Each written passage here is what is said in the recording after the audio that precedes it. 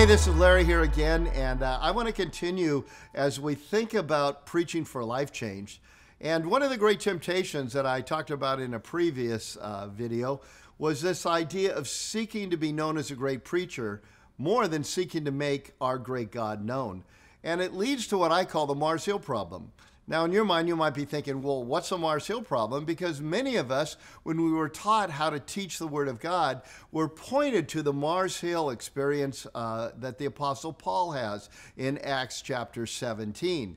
And I remember I had some classes on preaching, and they had us turn to this passage and look very carefully at it and noted all the great things that the Apostle Paul did to connect with the culture. How he brought in contemporary philosophers of that day, how he communicated with their culture and all of the various gods and idols to the various gods they had, and how he made this incredibly wise and smooth connection to the one and true great God. But you know, one time, a number of years later, I was reading through that passage and kind of connecting it to Paul's missionary journeys and his letters to the churches afterward, and I saw something I've never seen before and pretty radically changed my approach to preaching.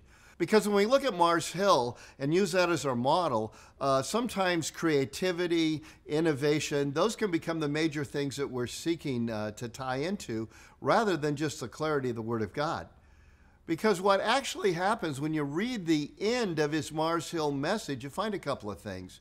First of all, you find out that very few people responded.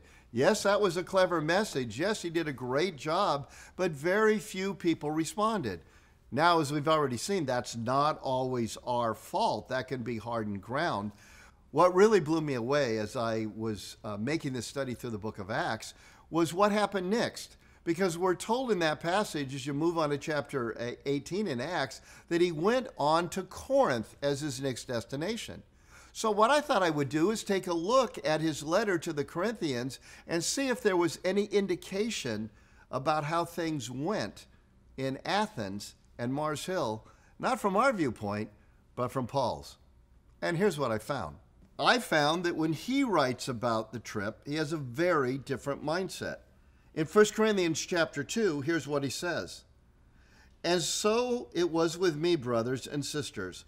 When I came to you, remember, right after Athens, right after Mars Hill, I did not come with eloquence or human wisdom as I proclaimed to you the testimony about God. For I resolved, I had made up my mind, I'd made a change after this Mars Hill experience, to know nothing while I was with you, except Jesus Christ and him crucified. I came to you in weakness and with great fear and trembling, because he'd had a pretty miserable response in Athens and at Mars Hill. And my message and my preaching were not with wise and persuasive words, but with the demonstration of the Spirit's power, so that your faith might not rest on human wisdom, but on God's power. Pretty amazing when you step back and ask the question, how did the Apostle Paul view all of his cleverness, all of his creativity? And we find out he didn't quite view it the same way we do.